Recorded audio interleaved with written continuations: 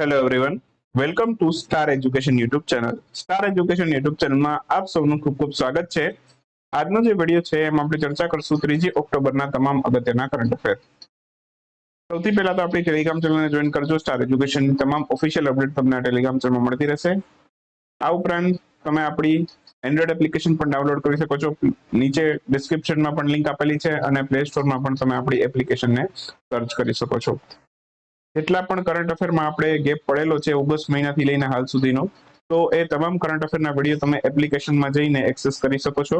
તો એપ્લિકેશનમાં છે, તમે અત્યારે 8 ઓક્ટોબર સુધી એક સ્કીમ વેલિડ છે, બરાબર. નોર્મલી 799 રૂપિયા આપણા કરંટ અફેરના કોર્સની પ્રાઇસ છે, પણ જો તમારે અત્યારે 8 ઓક્ટોબર પહેલા તમે ખરીદશો તો આ પ્રાઇસ છે 399 રૂપિયા રહેશે, બરાબર. અને અત્યારે વેલિડિટી પણ તમને ડબલ મળશે.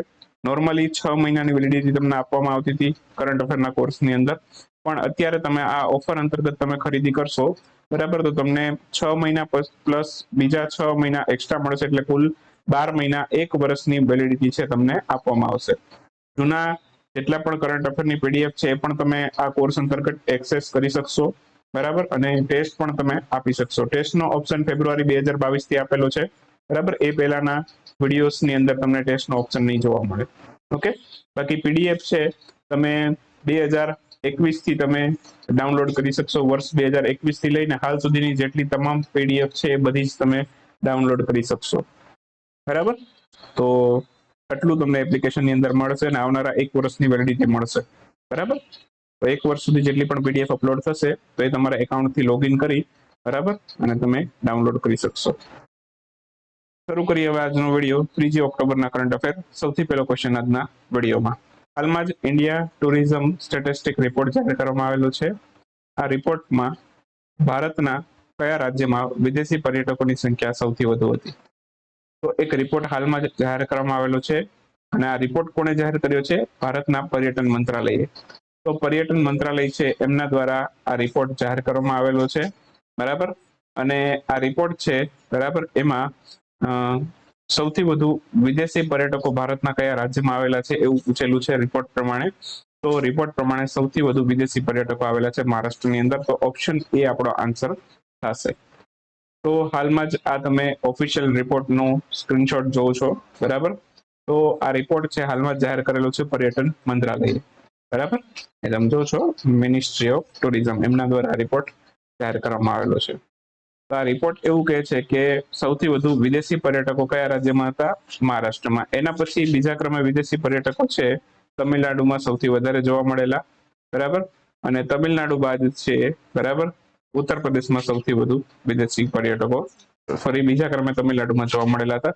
હવે બીજું વાત કરું તો પેલો બીજો ક્રમ જ આમાં યાદ રાખવાનો છે, બરાબર. પહેલા ક્રમે વિદેશી પર્યટકો મહારાષ્ટ્રમાં સૌથી વધારે જોવા મળેલા અને બીજા ક્રમે તમિલનાડુમાં. બીજું તમને એવું પૂછે કે દેશી પર્યટકો કયા રાજ્યમાં સૌથી વધુ જોવા મળેલા? તો દેશી પર્યટકો, બરાબર, એટલે ભારતના પ્રવાસીઓ સૌથી વધુ કોઈ રાજ્યમાં પ્રવાસ માટે ગયેલા હોય તો એ છે તમિલનાડુ, બરાબર. તમિલનાડુમાં દેશી પર્યટકોની સંખ્યા સૌથી વધારે હતી અને બીજા ક્રમ ઉપર આમાં આવે છે ઉત્તર પ્રદેશ.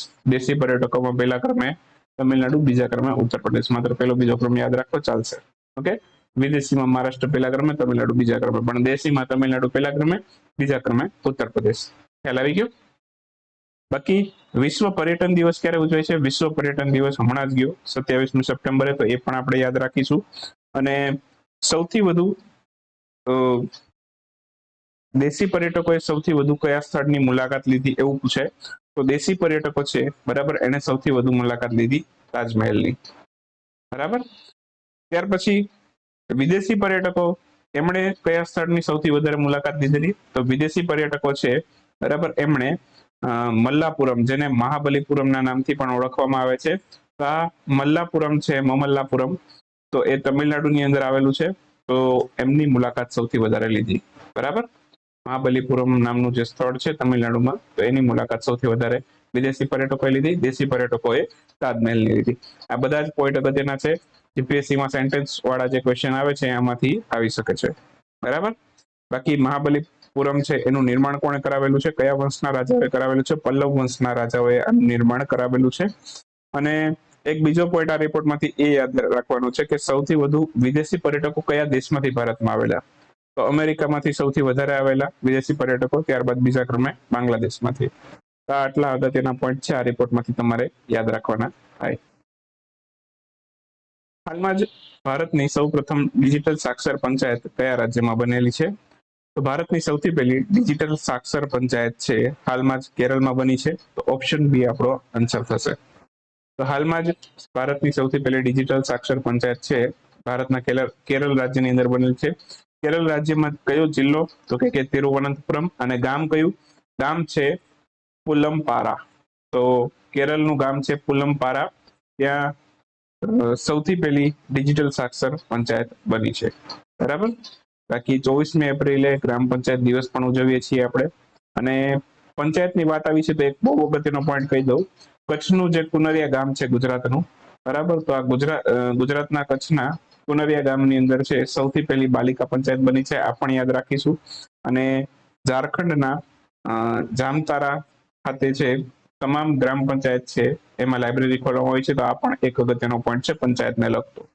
ઓકે, તો આટલા આમાંથી અગત્યના પોઈન્ટ છે જે તમારે યાદ રાખવાના છે જીપીએસસી પરીક્ષા માટે. ત્યાર પછીનો ક્વેશ્ચન છે, હાલમાં જ મધ્યપ્રદેશના મહાકાલ કોરિડોરને કયા નામથી વિકસિત કરવામાં આવશે? ઓપ્શન તમને આપેલા છે. જે મધ્યપ્રદેશનો મહાકાલ કોરિડોર છે એને મહાકાલ લોકથી નામથી વિકસિત કરવામાં આવશે. બરાબર. તો ઓપ્શન સી આપણો આન્સર થશે. હાલમાં જ મધ્યપ્રદેશનો જે મહાકાલ કોરિડોર છે એને મહાકાલ લોક નામથી વિકસિત કરવામાં આવશે. ત્યાં અદ્યતન સુવિધાઓ છે, બરાબર, વિકસિત કરવામાં આવશે. અને આ મધ્યપ્રદેશના ઉજ્જૈન ખાતે મહાકાલ કોરિડોર આવેલો છે. તો ત્યાં આવી આધુનિક સુવિધાઓ ધરાવતા મહાકાલ લોક નામથી એને વિકસિત કરવામાં આવશે. એટલે કે જે મધ્યપ્રદેશનું જે મહાકાલેશ્વર મંદિર છે તો એની આજુબાજુનો જેટલો પણ વિસ્તાર છે, બરાબર, તો ત્યાં આવી બધી અદ્યતન સુવિધાઓ છે વિકસિત કરવામાં આવશે. બીજું, મધ્યપ્રદેશની અંદર છે કુલ કેટલા જ્યોતિર્લિંગ આવેલા છે? ભારતની અંદર કુલ જ્યોતિર્લિંગોની સંખ્યા કેટલી છે? 12. 12 માંથી 2 મધ્યપ્રદેશમાં આવેલા છે. બરાબર. એ કયા છે? એક તો છે ઓમકારેશ્વર, જ્યાં ભારતનો સૌથી મોટો તરતો સોલાર પ્લાન્ટ બનશે, સોલાર પાવર પ્લાન્ટ. કેપેસિટી કેટલી છે? 600 મેગાવોટની. બરાબર. એક 600 મેગાવોટનો પવન સોલાર પ્લાન્ટ બનાવવાનું છે અદાણી ગ્રીન ઇન્ડિયા લિમિટેડ. બરાબર. તો આ પવન ઉર્જા અને સૌર ઉર્જા બંનેનું મિક્સિંગ કરીને 600 મેગાવોટનો પ્લાન્ટ બનશે. આ ક્યાં બનવાનો છે? આ બનવાનો છે રાજસ્થાનની અંદર. આ પણ યાદ રાખીશું. બરાબર. અને બાકી બીજું કયું છે મધ્યપ્રદેશની અંદર? મહાકાલેશ્વર. તો આ 2 જ્યોતિર્લિંગો ત્યાં આવેલા છે. ગુજરાતમાં પણ 2 છે. એક છે સોમનાથ, બીજું છે નાગેશ્વરના. બરાબર. તો આ ગુજરાતના પણ 2 યાદ રાખીશું. બાકી મેં જેટલા પણ ભારતના અગત્યના મંદિરો છે, બરાબર, તો એપ્લિકેશનમાં જીકેની જે સિરીઝ છે, તો આ જીકેની સિરીઝની અંદર છે મેં જેટલા પણ અગત્યના ભારતના મંદિરો છે, બરાબર, એ કયા સ્થળે આવેલા છે એનો એક વિડીયો મૂકેલો છે. તો એમાં 12 જ્યોતિર્લિંગનો તો સમાવેશ કરેલો જ છે. આ ઉપરાંત જેટલા પણ પ્રસિદ્ધ મંદિરો છે ભારતના, તો એ બધા જ મંદિરો છે, બરાબર, કવર કરેલા છે. તો જીકેની સિરીઝમાં જઈને તમે એ વિડીયો જોઈ શકો છો. જે લોકોએ જીકેનો કોર્સ પરચેસ કર્યો હોય જોઈ શકે છે. ચલો ત્યાંથી આગળ જઈએ. હાલમાં જ પ્રધાનમંત્રી નરેન્દ્રભાઈ મોદી દ્વારા ગુજરાતના કયા જિલ્લામાં સીએનજી ટર્મિનલનું ઉદ્ઘાટન કરવામાં આવેલું? તો હાલમાં જ ગુજરાતના ભાવનગર જિલ્લાની અંદર છે આ સીએનજી ટર્મિનલનું ઉદ્ઘાટન કરવામાં આવેલું છે. તો ઓપ્શન સી આપણો આન્સર થશે. હાલમાં જ ગુજરાતના ભાવનગર ખાતેથી છે આ સીએનજી ટર્મિનલ છે, બરાબર, એનું પ્રધાનમંત્રી નરેન્દ્રભાઈ મોદી દ્વારા ઉદ્ઘાટન કરવામાં આવેલું હતું. બરાબર. અને આ સીએનજી ટર્મિનલ છે એની કેપેસિટી કેટલી છે? પ્રતિ વર્ષ છે 15 લાખ મેટ્રિક ટન સીએનજી નું ઉત્પાદન કરશે. બરાબર. તો આ પ્લાન્ટની કેપેસિટી છે અને ભારતનો સૌથી મોટો સીએનજી ટર્મિનલ પ્લાન્ટ હશે. બરાબર. બાકી ભાવનગરની વાત આવી છે તો ભારતમાં સૌપ્રથમ કન્ટેનર હબ, બરાબર, કન્ટેનર હબ તરીકે વિકસિત કયા જિલ્લાને કરવામાં આવશે? કયા શહેરને કરવામાં આવશે? તો કે ભાવનગર. ભાવનગરને કન્ટેનર હબ તરીકે વિકસિત કરવામાં આવશે. બીજું, પ્રધાનમંત્રી નરેન્દ્રભાઈ મોદી જ્યારે આ ગુજરાતની યાત્રાએ આવેલા, બરાબર, આ દરમિયાન બીજું પણ એમણે એક મહત્વનું ઉદ્ઘાટન કરેલું હતું. વંદે ભારત ટ્રેન છે, વંદે ભારત ટ્રેન, બરાબર, એનું પણ ઉદ્ઘાટન કરેલું હતું. ઓકે, તો એ પણ યાદ રાખીશું. ક્યાંથી ક્યાં જશે? ગાંધીનગરથી મુંબઈ. ગાંધીનગરથી મુંબઈ સુધી આ ટ્રેન જવાની છે. તો એનું ઉદ્ઘાટન પ્રધાનમંત્રી નરેન્દ્રભાઈ મોદીએ કરેલું. બરાબર. તો આટલું આમાંથી યાદ રાખવાનું છે. ચાલો, હાલમાં જ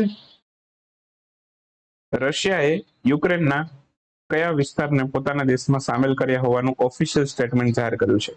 તો રશિયાએ પેલા બે વિસ્તારો છે યુક્રેનના, એ તો બહુ પહેલા જ જાહેર કરી દીધું હતું. એક તો ક્રામિયા તો 2014માં કબજે કરી લીધું હતું, 14 આસપાસ. અને ત્યાર પછી જે હમણાં જ જે રશિયા યુક્રેનનું યુદ્ધ થયું ત્યારે શરૂઆતમાં જ છે ડોનેસ્ક અને લુહાન્સ્ક, બરાબર, આ બંને પોતાનામાં સમાવી લીધા હતા. ઓકે, હવે બીજા નવા સ્થળોને પણ આની અંદર સમાવેલા છે. એક તો ખેરસોન નામનું સ્થળ છે યુક્રેનનું, એને સમાવી લીધું છે. પછી ડોનેસ્ક તો સમાવી જ લીધેલું છે, મોટા ભાગના ખાલી ડોનેસ્ક વિશે ખબર હશે, બરાબર. અને આ ખારસોનને પણ સમાવી લીધું છે. પછી ઝાપોરિજિયા નામનું એક સ્થળ છે યુક્રેનનું, બરાબર, એને પણ રશિયાએ પોતાનામાં સમાવી લીધું છે. તો આન્સર આવશે ઉપરના તમામ. તો અહીંયા તમે જોવો છો રશિયા યુક્રેનના કયા કયા વિસ્તારો છે એને પોતાનામાં સમાવી લીધા છે. ખારસોન છે, ઝાપોરિજિયા છે, ડોનેસ્ક છે અને લુહાન્સ્ક છે, બરાબર. તો આટલા વિસ્તારો છે રશિયાએ પોતાનામાં સમાવી લીધા છે. આ ઓફિશિયલ સ્ટેટમેન્ટ છે વ્લાદિમીર પુતિન રશિયાના રાષ્ટ્રપતિ દ્વારા જાહેર કરવામાં આવેલું છે. ક્રિમિયા ઉપર તો કબજો કરી લીધો હતો 2014 આસપાસ જ. અને અત્યાર સુધીમાં યુક્રેનના લગભગ 20% ભૌગોલિક વિસ્તાર ઉપર રશિયાએ કબજો જમાવી લીધો છે, બરાબર. તો આટલા અગત્યના પોઈન્ટ આપણે આમાંથી યાદ રાખીએ. દિલીપ ટ્રોફી એનું ટાઇટલ હાલમાં કોણે જીતેલું છે? તો પશ્ચિમી ક્ષેત્ર દ્વારા દિલીપ ટ્રોફીનું ટાઇટલ જીતવામાં આવ્યું છે. એક તો આ કઈ રમત સાથે સંકળાયેલ એવું પૂછે, તો દિલીપ ટ્રોફી છે એ ક્રિકેટની રમત સાથે સંકળાયેલી છે. આવી જ રીતે રણજી ટ્રોફી છે એ પણ ક્રિકેટની રમત સાથે સંકળાયેલી છે. ઓકે, પછી ડુરન્ડ કપ આ ફૂટબોલની રમત સાથે સંકળાયેલો છે. ઓકે, તો આ બધા અગત્યના પોઈન્ટ છે, બરાબર, એ તમારે યાદ રાખવાનું છે. ઓકે, અને આ પશ્ચિમી ક્ષેત્ર એ ફાઇનલમાં કોને હરાવેલું? તો એને હરાવેલું દક્ષિણી ક્ષેત્રના. ઓપ્શન આપણે કોને હરાવેલું એવું પૂછે તો દક્ષિણી ક્ષેત્ર, કોણ જીત્યું એવું પૂછે તો પશ્ચિમી ક્ષેત્ર, બરાબર. તો હાલમાં જ દિલીપ ટ્રોફી છે એની ફાઇનલ મેચ ક્યાં રમાઈ હતી એવું પણ પૂછી શકે, તો કોઈમ્બતોરમાં રમાઈ હતી. કયું સ્ટેડિયમ હતું? તો કે SNR કોલેજ ક્રિકેટ ગ્રાઉન્ડ ખાતે આ ફાઇનલ રમાઈ હતી. કેટલામું સંસ્કરણ હતું દિલીપ ટ્રોફીનું? તો કે 59. ઓકે, અને આ ફાઇનલની અંદર છે પશ્ચિમ ક્ષેત્રે દક્ષિણ ક્ષેત્રને હરાવી આ ટુર્નામેન્ટનું ટાઇટલ જીતેલું. બીજું, આ દિલીપ ટ્રોફીનું ટાઇટલ છે કોના નામ ઉપરથી આપેલું છે? દિલીપસિંહ, રાજા દિલીપસિંહ છે એના નામ ઉપરથી નામ આપેલું છે. નવાનગરના રાજા હતા, તો એના નામ ઉપરથી આ ટ્રોફીનું દિલીપ ટ્રોફી નામ આપેલું છે. તેઓ ઇંગ્લેન્ડ તરફથી ક્રિકેટમાં ભાગ લેતા હતા, તો એ પણ આપણે યાદ રાખીશું. કયા દેશ તરફથી ભાગ લેતા હતા? તો ઇંગ્લેન્ડ. ચર્ચા કરીએ આજના ક્વિક ન્યૂઝની. ક્વિક ન્યૂઝમાં સૌથી પહેલો ક્વેશ્ચન આજના વિડીયોમાં, હાલમાં જ સઘન સ્નિફરનર નામની એક બરફની સૌથી મોટી ચાદર ચર્ચામાં રહેલી હતી, બરાબર, હાલમાં ઓગળી ગઈ છે એના કારણે ચર્ચામાં આવેલી હતી. તો આ કયા દેશમાં આવેલી છે એવો પ્રશ્ન છે. તો આજે બરફની ચાદર છે જર્મનીમાં આવેલી છે, નામ યાદ રાખીશું, બરાબર, કેપિટલમાં લખેલું છે એટલા માટે. સઘન સ્નિફરનર બરફની ચાદર હતી, હાલમાં ઓગળી ગઈ જેના કારણે ચર્ચામાં હતી, જર્મનીમાં આવેલી છે, બરાબર. હાલમાં જ આઇકરિયા નામની નવી પ્રજાતિ છે મળી આવી છે. આ શેની નવી પ્રજાતિ છે? તો આ કેટફિશની નવી પ્રજાતિ છે, હાલમાં જ મળી આવી છે. હાલમાં કયા રાજ્યની સરકાર દ્વારા સુરજાપુરી અને બજ્જીકા ભાષાના વિકાસ માટે એક એકેડમીની સ્થાપના કરવામાં આવી છે? સુરજાપુરી અને બજ્જીકા ભાષા છે અત્યારે લુપ્ત થવા આવી છે, તો એ માટે થઈને જે બિહાર રાજ્યની આ ભાષાઓ છે તો એનો વિકાસ કરવા માટે એક એકેડમી સ્થાપવામાં આવી છે. આન્સર આવશે બિહાર. બિહારના મુખ્યમંત્રી કોણ છે? નીતિશ કુમાર. હાલમાં જ પિનાકા રોકેટ સિસ્ટમ છે ને કયા દેશમાં નિકાસ કરવા માટે સમજૂતી કરાર કરવામાં આવેલા છે? તો પિનાકા રોકેટ સિસ્ટમ છે, બરાબર, એને અર્મેનિયામાં આપણે નિકાસ કરવાની છે, તો એ માટે ભારત અને અર્મેનિયા વચ્ચે કરાર થયેલા છે. અને અર્મેનિયા શું કામ લેવા માંગે છે? તો અર્મેનિયા અને અઝરબાઈજાન વચ્ચે એક વિવાદિત વિસ્તાર છે જેના કારણે અત્યારે યુદ્ધ ચાલી રહ્યું છે. તો અર્મેનિયા અને અઝરબાઈજાન વચ્ચે જે વિવાદિત વિસ્તાર છે કયો છે? નાગોર નોકા પાક. તો નાગોર નોકારા બાગ નામનો જે વિસ્તાર છે એ અર્મેનિયા અને અઝરબાઈજાન વચ્ચે વિવાદિત વિસ્તાર છે, જેના કારણે બંને વચ્ચે અત્યારે યુદ્ધ ચાલી રહ્યું છે, બરાબર. અને ભારતનો વાત કરું તો ભારતનો એક ટાર્ગેટ છે કે 2025 સુધીમાં 35,000 કરોડનો રક્ષા ક્ષેત્રમાં વિકાસ કરવો, ડિફેન્સ એક્સપોર્ટ કરવો, બરાબર. તો એના માટે 2025 નો ટાર્ગેટ છે 35,000 કરોડનો નિકાસ કરવાનો ડિફેન્સ ક્ષેત્રની અંદર. હાલમાં જ ભારતના કયા કેન્દ્ર શાસિત પ્રદેશે 100% COVID-19 બુસ્ટર ડોઝ મેળવેલા છે? તો 100% COVID-19 બુસ્ટર ડોઝ છે અંદમાન નિકોબારે મેળવેલા છે. કેન્દ્ર શાસિત પ્રદેશ સૌથી પહેલો બન્યો છે કે જેને 100% COVID-19 બુસ્ટર ડોઝ મેળવી લીધા છે. હાલમાં જ અરવલ્લી રેન્જ ખાતે વિશ્વનો સૌથી મોટો જંગલ સફારી પાર્ક કયા રાજ્યમાં બનાવવામાં આવશે? તો આ બનશે હરિયાણા રાજ્યની અંદર. આન્સર આવશે હરિયાણા. હાલમાં જ લોન્ચ થયેલ વંદે ભારત એક્સપ્રેસ એની મહત્તમ સ્પીડ કેટલી? તો વંદે ભારત ટ્રેનની જે મહત્તમ સ્પીડ છે 180 કિલોમીટર પ્રતિ કલાકની છે.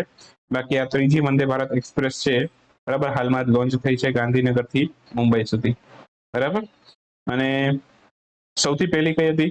દિલ્હીથી કટરા, કટરા જમ્મુ કાશ્મીરમાં આવેલું. બીજી હતી દિલ્હીથી વારાણસી, બરાબર.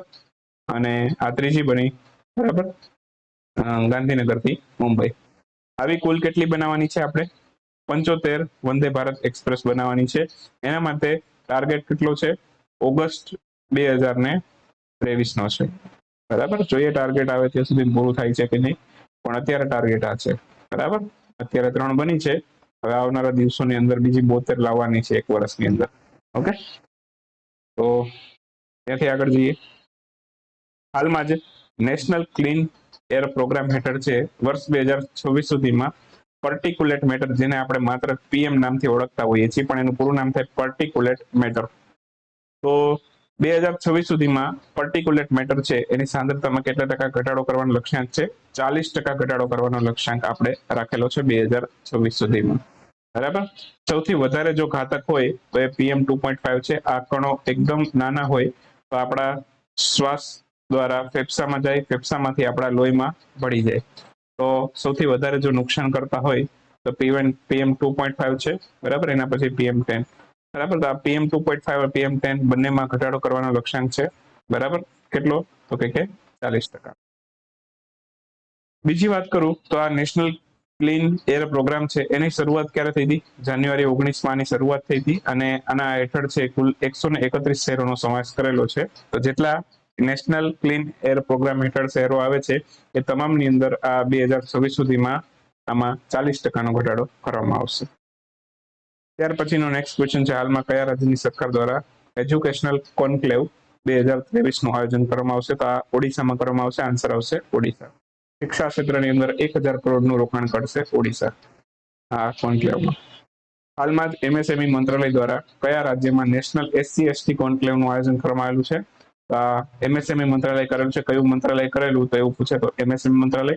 કયા રાજ્યમાં કરેલું તો કે ગુજરાત. શેના માટે છે તો કે SC/ST માટે. તો 3 ઓક્ટોબરના કરંટ અફેરમાં એટલું રાખીએ. મળીએ નેક્સ્ટ વિડીયોમાં 4 ઓક્ટોબરના કરંટ અફેર સાથે. ત્યાં સુધી રજા લેશું.